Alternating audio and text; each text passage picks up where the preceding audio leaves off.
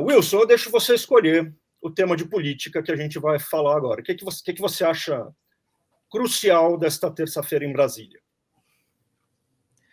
Ô, Greb, vamos falar um pouquinho sobre as eleições no Congresso, Vamos. e tem muita coisa aí para gente explorar, né? Na próxima quarta-feira vão ser eleitos, né, aí os presidentes de Câmara e do Senado.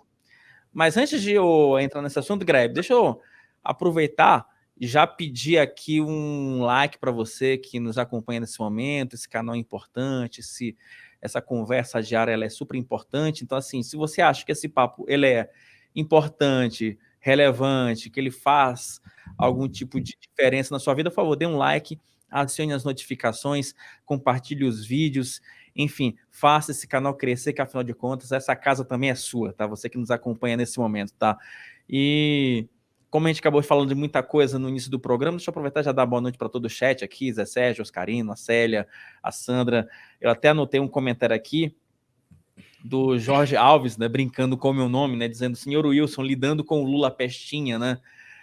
Enfim, então achei super engraçado esse comentário, né? E o Make Money aqui fazendo também seus comentários ácidos aqui no chat. Deixa eu voltar aqui para as eleições do Congresso, né? Tem uma pressão no Senado, ô Greb, em relação à candidatura do Rodrigo Pacheco. Os bolsonaristas aí têm intensificado as mensagens até agressivas em relação ao presidente do Senado. Até obrigado, Joelton, nessa matéria que nós demos agora há pouco à tarde, porque o que acontece? Vários parlamentares têm recebido mensagens com ameaças veladas, assédio, para abandonar a candidatura do Rodrigo Pacheco, e teve até senador que já falou, olha, observe bem, tem uma mensagem, pode subir rapidinho, porque eu acho que tem uma mensagem que eu acho que ela é muito representativa. Teve uma senadora que recebeu uma mensagem na seguinte linha, olha, a senhora é mãe, então, por favor, observe em quem você vai votar no próximo dia 1º. Enfim, aí tem gente dizendo que os senadores que votam no Pacheco são traidores da pátria, aquela coisa toda. Tem senador sendo xingado, chamando de mau caráter, esse tipo de coisa. Quer dizer, uma cobrança um tanto quanto que agressiva, mas que mostra muito esses nossos tempos, né? Em que o debate político ele acaba descambando por uma ofensa pessoal, né? Você não gosta do Pacheco, ou você não gosta do Rogério Marinho, ou você não gosta do Girão, ok, eu acho que é o direito de todo mundo não gostar de A ou de B, mas acho que no momento que você ameaça, xinga e fala, olha, vote no candidato que eu quero, eu acho que aí você perde um pouco do tom, né, Greg? Então, assim, de um lado você tem essa turba aí, fazendo esse barulho aí por meio de mensagens, etc. E do outro lado, temos aí o Arthur Lira com um caminho pavimentado para ser o próximo, para ser presidente da Câmara por mais 2 anos, né? E o Lira resolveu abrir o cofre, né? Nessa reta final, né? Sem um orçamento secreto, o Lira achou um jeitinho bem brasileiro de conseguir convencer os parlamentares de que ele é o nome a ser votado no próximo dia 1º. Ontem à noite nós publicamos essa matéria aí, ali por volta das 8 da noite, dizendo dos cargos de livre nomeação ao PL, né? O que o Lira fez? Aí, de novo, né? Não é que seja legal, não é que seja, mas é no mínimo curioso. São aquelas coincidências do Brasil, né, Grebe? Do time, né? Esses times são maravilhosos. No final do ano passado, mais precisamente na última sessão do Congresso, foi aprovada uma mudança no regimento interno da Câmara que redistribui todos os cargos de liderança, os cargos de livre nomeação.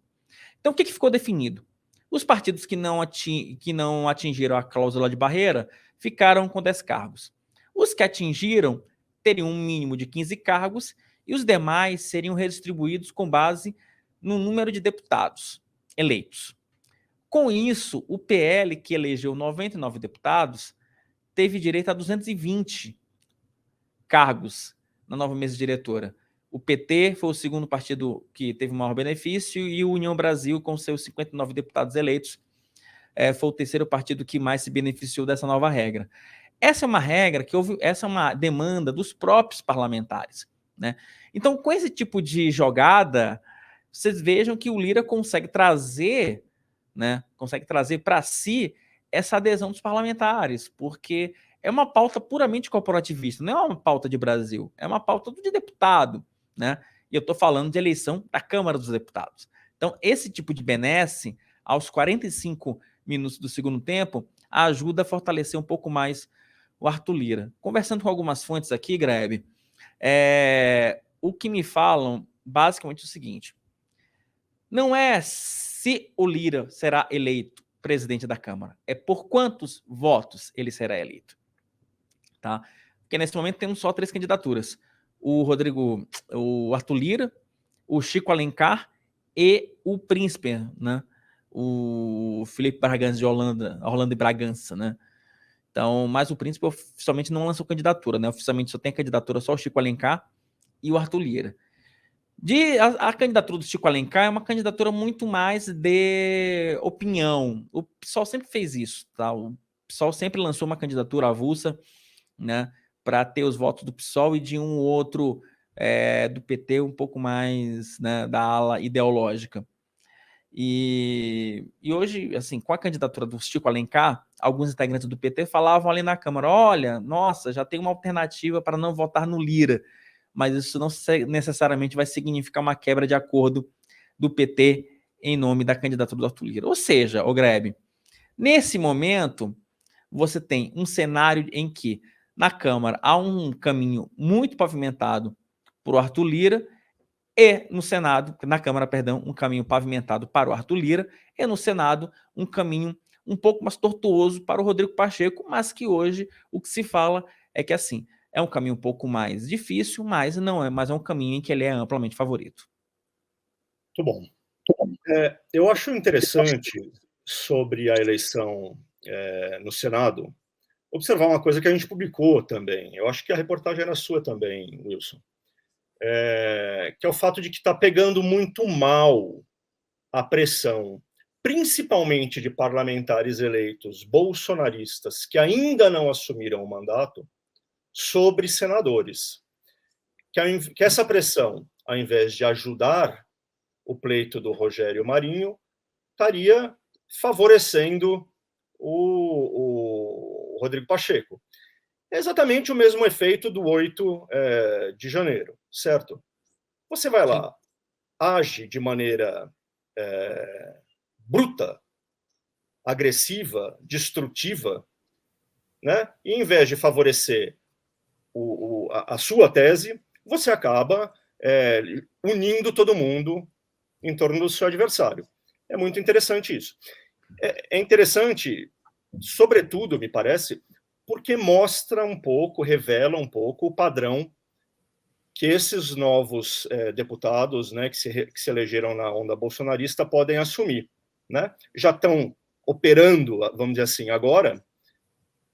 Será que vão fazer a mesma coisa quando estiverem lá, né, a partir do dia 1º de fevereiro? Vamos lá ver embaixo, você menciona nessa nota aqui, é você mesmo que assina, não é? Sim, isso, sim, Greg. Publicamos você isso mais cedo. Assina, você menciona lá embaixo o deputado que estaria aqui, que ó, é Gustavo Gayer, do PL de Goiás.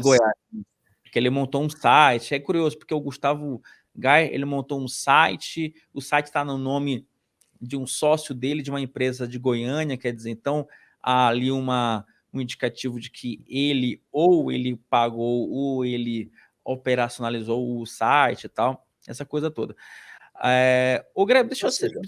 É um método 8 de janeiro aplicado a um assunto interno do Congresso, certo? Então, é o espírito do vandalismo que vai estar cumprindo o mandato a partir do dia 1º de fevereiro, né? A gente precisa ficar muito atento, né, para ver se esses caras vão se civilizar ao receberem ali, ao pisarem pela primeira vez no plenário como congressistas, ou se eles vão continuar agindo como unos, né?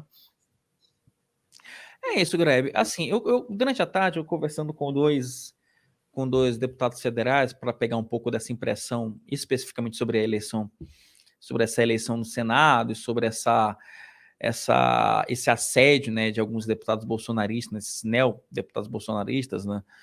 E assim, o que eles me falam basicamente é o seguinte: o que eles me falam?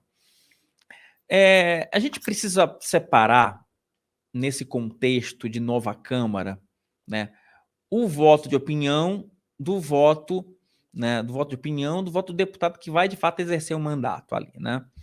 É bom a gente separar esses dois personagens, sabe? Porque é o seguinte: no esteio da tal da nova política em 2018, você teve uma leva de deputados bolsonaristas que foram eleitos, e nesse primeiro mandato, só quem conseguiu de fato renovar o seu mandato foram aqueles deputados, digamos, mais polêmicos, sabe? Aqueles deputados que tinham um voto de opinião muito forte. Eu estou falando aí de Carla Zambelli, eu estou falando de Eduardo Bolsonaro, eu estou falando... Oi, Guduri, Deixa eu te fazer desculpa. uma pergunta. Foram os deputados só de opinião ou foram os deputados que foram absolutamente fiéis ao Jair Bolsonaro? O que você acha que pesou mais na reeleição desses caras? Não, mas aí teve um combo, né, Greg? Assim, do cara de opinião, porque assim, quando a gente fala também de opinião, eu tô falando aí, eu também tô... É bom lembrar que também teve aquele povo da esquerda de opinião, sabe? Do PSOL que também foi eleito, né? Mas Então, assim, é bom também colocar nesse bojo. Meu raciocínio, ele iria nessa linha. Porque é o seguinte, teve alguns deputados que são extremamente bolsonaristas e fiéis, mas que, assim, alguns que foram extremamente bolsonaristas não se reelegeram, como Márcio Lábrio, no Rio de Janeiro, Coronel Tadeu, em São Paulo. Então, esses também são extremamente bolsonaristas e não se reelegeram, né? Então, assim, eles mantiveram ali a casinha de apoio ao presidente da República, ou então presidente, mas eles não conseguiram mais 4 anos de mandato. Então, assim, a gente tem que também partir da premissa que alguns parlamentares, eles têm uma amplitude nas redes, né? Então, assim, Carla Zambelli, Eduardo Bolsonaro, a Bia Kicis, a Ale Silva, em Minas Gerais, não se reelegeu, e ela é ultra bolsonarista, e enfim, e tinha uma amplitude na rede. Então, assim, onde é que eu quero chegar com isso? É que alguns deputados, esses Gustavo Gaia, aquele Nicolas Ferreira, eles têm como artifício e conduta essa postura mais agressiva. Esses deputados, eles podem fazer o que eles quiserem, porque eles não vão ser alijados da Câmara. Agora, outros deputados que entraram a reboque, que não têm essa expressão tanto quanto esses deputados, eles aí já tendem a ser escanteados na próxima gestão, na próxima legislatura. E esses deputados, eles precisariam aí de uma interlocução com o presidente da Câmara para ter acesso à comissão, ter acesso a emendas parlamentares, ter acesso a um componente de elementos que façam com que o deputado também seja visto na sua base e que não fique dependendo exclusivamente das redes sociais. Entendeu, Greg? Então, esse é um ponto, né? E no momento em que o Gustavo Gaia faz uma campanha agressiva a favor do Rogério Marinho, e aí que vem um ponto que o bastidor legal trazer para vocês, é o seguinte: não só incomodou alguns senadores, como já tem senador falando o seguinte: olha, eu não vou me submeter à vontade de um deputado federal, principalmente um cara que está sendo investigado por incentivar o golpe de Estado. Primeiro ponto. Segundo ponto, essa galera do PL que está chegando agora, Rogério Marinho, Tereza Cristina, Damares Alves, o Mourão, que não é do PL, mas é do Republicano, se eles continuarem com essa postura, a primeira coisa que a gente vai fazer no Senado é escantear esse povo. E aí vocês já chegam no Senado como um baixo clero. Então, imagina a situação de um parlamentar desse. Você vai ficar lá falando para um plenário vazio, ficar falando uma coisinha ou outra, sabe? Então, assim, daqui a 8 anos, se você não tiver uma interlocução, levar dinheiro para o teu estado, levar dinheiro para a tua cidade, mostrar de fato serviço que não fique só ali naquele blá, blá, blá, né? Naquela coisa aquele discurso agressivo, esse parlamentar, ele pode, de fato, ter problemas no futuro, entendeu? Então, assim, o jogo político... O que é interessante... do que essa gritaria de rede social, Grebe. É interessante porque talvez a gente possa assistir a um outro fenômeno, né? Que é a tal oposição ao PT ser menos forte do que ela poderia, né? Porque você, dentro dela, você vai ter esses caras que são desagregadores, na verdade, né? E que vão acabar sendo... os parlamentares vão ter medo deles, porque vão acabar impondo um carimbo de radicalidade, de radicalismo, enfim, de antipolítica a todos, né? Por contaminação. Então, pode ser que essa oposição acabe sendo bem menor do que a gente poderia imaginar no primeiro momento, né, Duda? Exato. Uma coisa é fazer oposição dentro do Congresso, outra coisa é o que esse pessoal faz, como Gustavo Gayer, que é essa gritaria nas redes sociais, né? Ele tem, né, tem 500 mil de seguidores no Twitter, realmente ele vai bem aí, essa campanha que ele fez de criar um site e pedir para as pessoas ligarem, né, para os senadores, para fazer essa pressão, tudo isso funciona. Coloca lá fotos do Pacheco com Lula, o Pacheco com Alexandre Moraes, o Pacheco com Flávio Dino. Isso ativa essa base que está nas redes sociais. Agora, isso não tem efeito dentro do Congresso ou, como o Wilson estava falando, tem efeito oposto. Aparentemente, se a gente quiser olhar por um lado positivo, aparentemente é um cara que não conhece o sentido da palavra corporativismo, né? Ele ainda não entrou para a turma, né? Ele ainda está agindo como se fosse um alien, né? Grebe, deixa eu aproveitar só pegar o gancho do Duda para lembrar um episódio que, inclusive, foi me citado aqui, eu até tinha anotado aqui, só que eu esqueci de falar aqui na minha primeira intervenção. Tem um detalhe que você falou agora há pouco, Grebe, essa coisa, é um fato positivo dele não ter entrado para a turma. De fato, só que no momento em que ele se coloca como antipolítica, tenta emplacar esse discurso, ele já é meio escanteado, porque os outros parlamentares pensam o seguinte: ora, meu amigo, você foi eleito como eu, teu mandato é o mesmo do meu, o que te faz dizer que você é melhor do que eu? Sabe? A gente às vezes analisa a política de uma forma muito complexa, mas às vezes as questões são muito mais simples, né? Então tem deputado pensando, meu cara pálida, né? Você já chega aqui na Câmara, tá chegando agora, disputou a eleição junto comigo, já quer sentar na janelinha? Nem é assim que funciona. Eu escutei de um senador, Grebe, nessa semana, justamente essa frase. Ele falou para mim: Wilson, sabe por que eu não voto no Rogério Marinho? Não é porque ele não é uma pessoa competente, ele é uma pessoa competente, ele teve seu mérito no ministério, ele fez, sabe, ele tem uma interlocução, ele sabe conversar, mas eu não voto nele porque o cara mal assumiu o mandato já quer sentar na janela. Então, assim, imagina, né, o cara assume o mandato já quer ser presidente, entende? Lógico, é o direito dele, né, mas que tem muito senador que tem pensado nisso, isso tem. E deixa eu citar um exemplo também de 2019, tá? Essa pressão da turba bolsonarista em relação aos senadores, alguns parlamentares me falam o seguinte: Wilson, eles estão tentando repetir o mesmo contexto de 2019. O que aconteceu naquele ano? Vocês vão lembrar bem. Era uma eleição de presidência do Senado, aquela coisa toda, nova política. Davi Alcolumbre se apresenta como candidato a presidente do Senado contra quem? Renan Calheiros. Naquele momento, fazia sentido de você, primeiro, ter voto aberto. Então, havia uma pressão pelo voto aberto. O Davi Alcolumbre, na época, foi apresentada uma questão de ordem do Randolfo Rodrigues, né, que caiu no Supremo. Mas o fato é que, naquele momento, havia uma pressão pelo voto aberto, porque se imaginava que, com o voto aberto, você teria uma pressão popular contra a candidatura de Renan Calheiros. 2019, gente, ainda estamos ali naquele afã da nova política, né, bolsonarismo, né, aquela coisa toda. Então você tem naquele contexto, naquela conjuntura, né, realmente um movimento anti-Renan Calheiros de renovação dos quadros da política. Então, Davi Alcolumbre, naquele momento, ele representava isso. Então fazia sentido essa operação de massa de você ter uma pressão contra uma candidatura posta, que era a do Renan Calheiros, que representava, né, o tal do establishment, né? Palavra linda, né? Pois bem, Isso é 2019, gente. Estamos em 2023.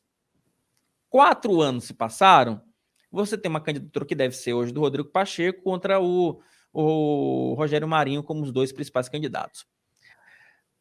Contra o Rodrigo Pacheco, apesar de várias críticas, mas o Rodrigo Pacheco não foi pego em Lava Jato, não foi pego em nenhuma operação nebulosa nesse tempo que ele está no Senado. Ele pode ser acusado de ser letárgico, pode ser acusado de ser omisso, pode ser acusado de ter feito corpo mole em relação à Covid. A minha palavra preferida para o Rodrigo Pacheco é sonso. Ele é sonso. Ele faz de conta que não sabe o que está acontecendo. Não é. Mas sabe muito bem o que lhe interessa e como conseguir o que lhe interessa. Ele é sonso. Exatamente. Então, assim, esse é o personagem Rodrigo Pacheco, né? Imaginar que uma pressão de rede social vai fazer com que o Senado... A única acusação, inclusive, que eu tenho visto nos e-mails não votem no Rodrigo Pacheco porque ele representa o PT. Tudo bem. Numa eleição interna corporis, esse é um argumento que é um argumento um pouco consistente, sabe? Para o senador, esse é um argumento pequeno. Dependendo da situação, Grebe, esse é até um bom argumento para ele votar pelo Pacheco. Claro. Porque se ele vai ter um Senado governista e se ele, senador, se coloca, não, eu votei no Pacheco, a chance desse parlamentar bater na porta do Palácio do Planalto ou dos 37 ministérios para conseguir uma emenda parlamentar, conseguir uma liberação de recurso ou uma audiência com o ministro é grande. Então, assim, é um elemento que, nesse caso, não afeta tanto. Não dá para comparar Pacheco de 2023 com Renan Calheiros de 2019. E só para complementar, em relação ao Rogério Marinho, o que muitos senadores têm me falado é o seguinte: olha, Wilson, do jeito que há uma pressão, tem muito parlamentar que está associando o Rogério Marinho aos atos antidemocráticos, embora ele não tenha a menor responsabilidade sobre isso, né? Ele não tem essa... o que eu estava falando. Marinho com os atos do dia 8. Só que, do jeito como a coisa está sendo feita, muitos senadores estão falando, olha, se vocês continuarem com essa ofensiva, a gente vai associar o Marinho aos atos. E aí, Greg, ocorre uma contaminação. Aquilo que eu estava chamando de contaminação, certo? Exato. E aí tem uma coisa que, assim, que eu já escutei vários senadores me falaram, é o seguinte: olha, Wilson, se ficar esse discurso e levar isso para o plenário da casa, ficar essa coisa do Pacheco, voto aberto, os parlamentares da base de apoio do Rodrigo Pacheco já estão com o discurso na ponta da língua. Ok, vamos abrir o voto aberto, porque eu voto no Pacheco, que é um cara democrático, e vocês vão votar no cara antidemocrático, que é o Rogério Marinho. Não vai dar certo. Então, assim, não vai dar certo. Imagina a situação. Estão fazendo tudo errado. Obviamente, são caras que estão entrando para o Congresso, achando que o Congresso funciona como as redes sociais, não é o caso, certo? O que vai ser interessante observar é a velocidade com que eles vão se aclimatar. Se eles vão entender qual é o jogo e vão querer jogar, ou se eles vão continuar na atitude, não foi para isso que eu vim para cá. Vamos ver. É um filme que está só começando, né?